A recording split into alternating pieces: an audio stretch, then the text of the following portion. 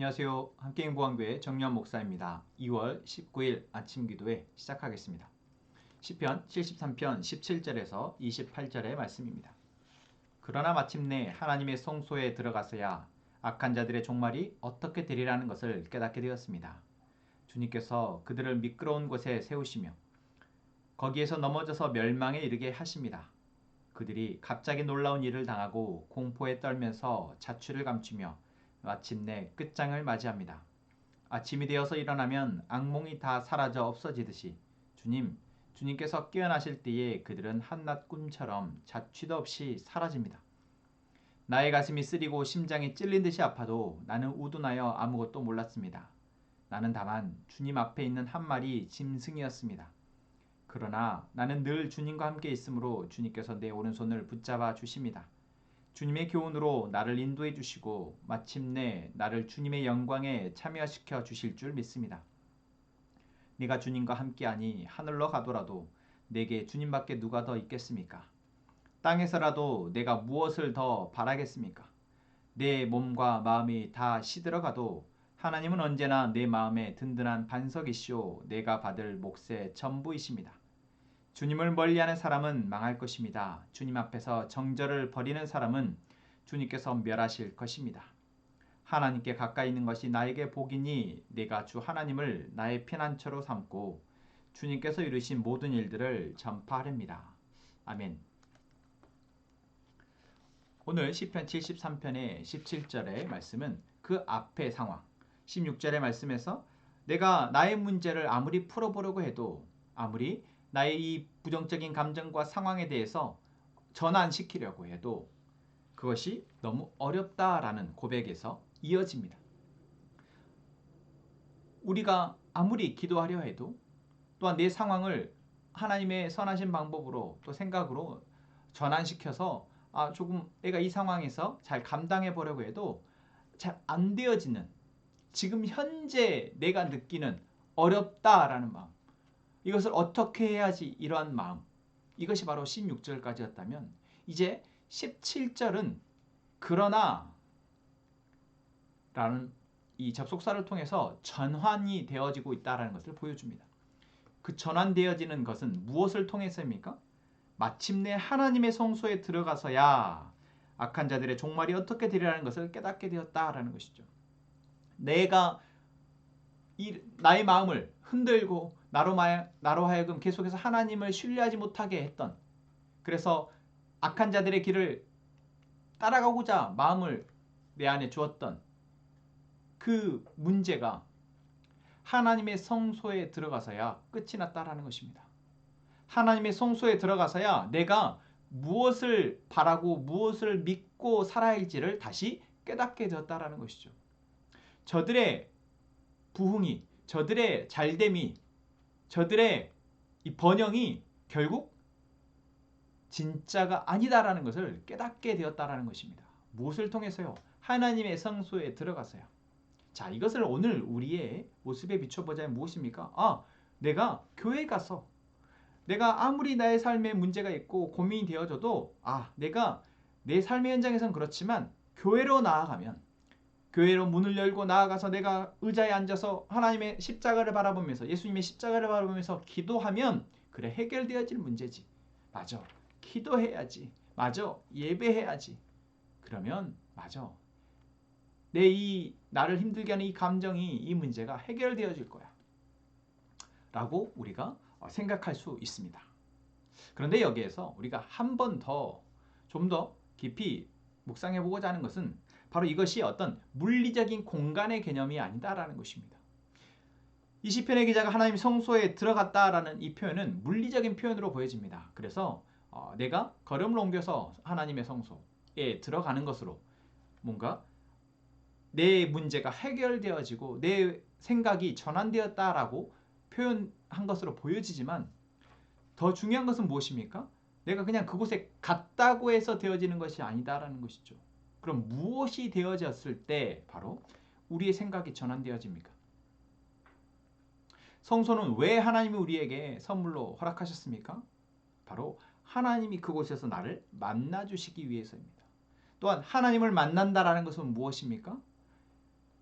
내 눈에 보여주고 내 귀에 들려지는, 다시 말하면 이 세상의 가치와 이 세상의 물리적으로 나로 하여금 겪게 하는 이러한 상황들 속에서 우리가 흔들렸다면 이제는 이 세상을 창조하신 그 하나님의 존재를 내가 대면하고 그 존재를 내가 바라볼 수 있게 됨을 통해서 하나님은 바로 우리를 복 주신다라는 것이죠.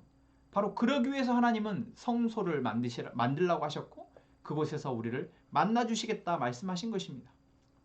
그래서 우리가 하나님의 성소에 들어간다라는 것은 오늘 24절의 표현에 나온 것처럼 주님의 교훈, 주님의 말씀이 나에게 들려지는 것이며 세상의 소리들, 세상의 모습들이 나를 혼동스럽게 했다면 이제 내 눈이, 내 귀가, 내 마음이 그분께로 향하게 되는 것, 그분의 음성이 들려지는 것, 그분이 느껴지는 것, 이것이 바로 하나님의 성소에 들어갔을 때 우리에게 이루어져야 하는 일이다라는 것입니다. 또한 물리적으로 내가 하나님의 성소를 들어가지 않더라도, 교회의 문을 열고 들어가지 않더라도 지금 내가 바라보는 것이, 지금 내게 내 귀에 들려지는 것이, 지금 내 마음 가운데 느껴지고 고백되어지는 것이 바로 하나님이 되어진다면 그것은 바로 하나님의 성소에 들어가는 것입니다. 왜요? 지금 내가 있는 이 자리에 이 시간 가운데 하나님이 나를 만나시고 나와 함께 하시고 계시는 것이기 때문에 그렇습니다. 여러분 아마 이런 경험들이 많으실 것입니다.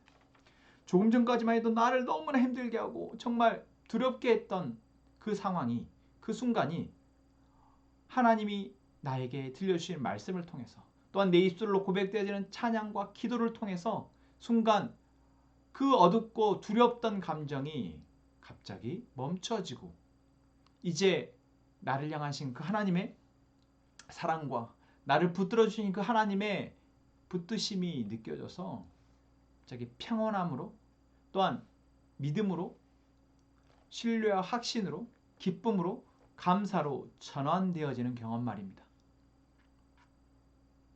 여러분 그곳이 바로 우리의 성소입니다. 그곳에서 우리가 바로 하나님을 만났던 것입니다. 내가 그곳에서 하나님을 바라볼 수 있었고 내가 그곳에서 하나님의 음성을 들을 수 있었기에 바로 그러한 놀라운 경험이 우리 가운데 있었던 것입니다. 어제도 말씀드렸듯이 여러분 우리는 그러한 경험 가운데에서 지금에 이르렀습니다. 그렇게 하나님이 나를 붙드시고 나를 지켜주셨던 그 시간들에 이어서 지금 우리는 오늘을 살아가고 있는 것입니다. 안타깝게도 또 우리가 우리의 감정이 요동치고 우리를 흔들리게 하는 상황들에 맞닿아 있지만 여러분 그러나 마침내 우리는 다시 하나님의 성소에 들어갈 수 있습니다. 그분과 함께 할 수 있습니다. 여러분 그 은혜를 다시 한번 소망하고 그 은혜 가운데 하나님의 그 놀라우신 사랑을 누릴 수 있기를 소망합니다.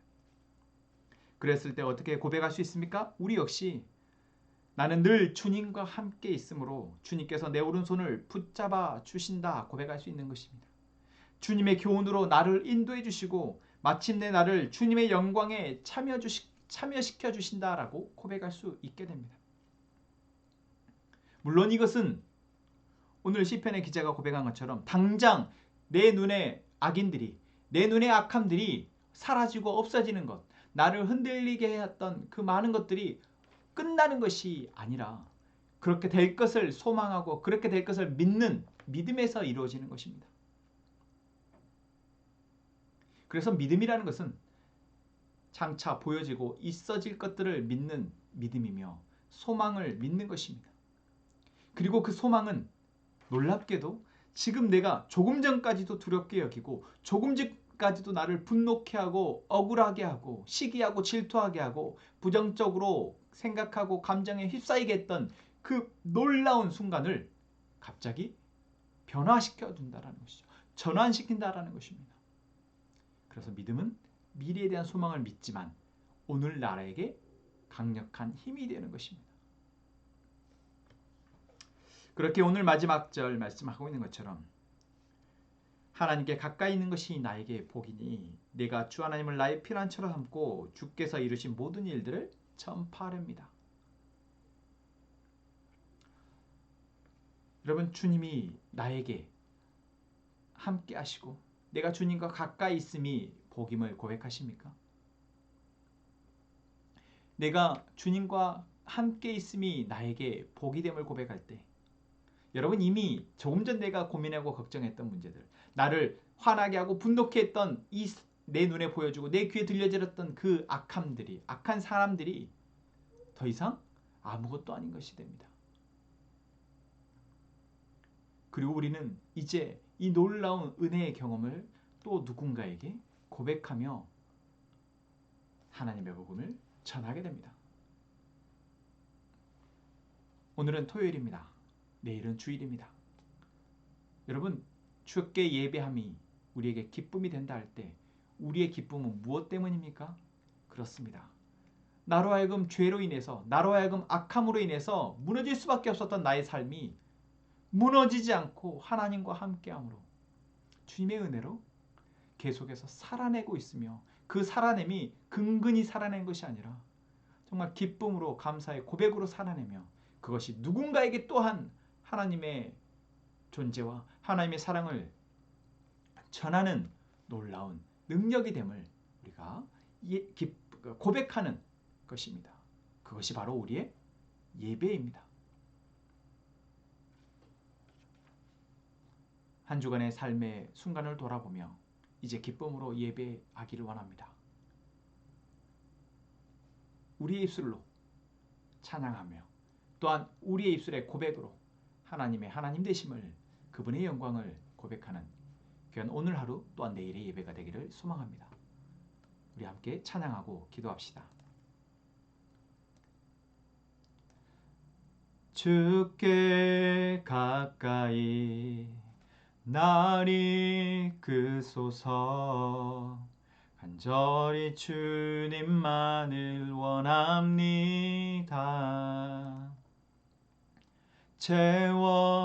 채워주소서. 주의 사랑을 진정한 찬양 드릴 수 있도록. 다시 한번 고백합시다. 주께 가까이 날 이끄소서. 간절히 주님만을 원합니다. 채워주소서. 주의 사랑을 진정한 찬양 드릴 수 있도록. 목마른 나의 영혼 주를 부르니 나의 맘 만져 주소서. 주님만을 원합니다. 더 원합니다. 나의 맘 만져 주소서. 목마른 나의 영혼 주를 부르니 나의 맘 만져 주소서. 주님만을 원합니다. 더 원합니다. 나의 맘 만져 주소서. 나의 맘 만져 주소서. 아멘.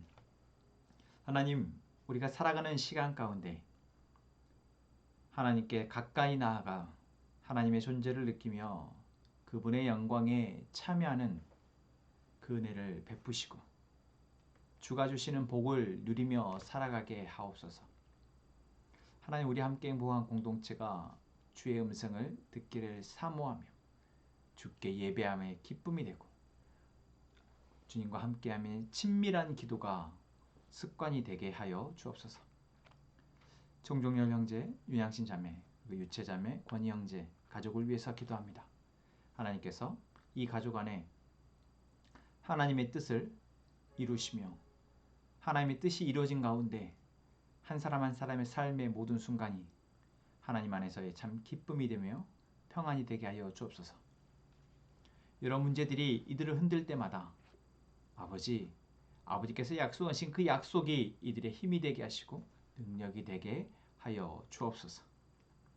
아버지 하나님, 우리 가족들이 각자의 기도 제목을 놓고 하나님 앞에 기도합니다. 하나님의 뜻을 묻고 하나님의 뜻이 그들 가운데 이루어지게 하시고 그것을 위해서 기도할 수 있는 우리 가족 되게 하여 주옵소서.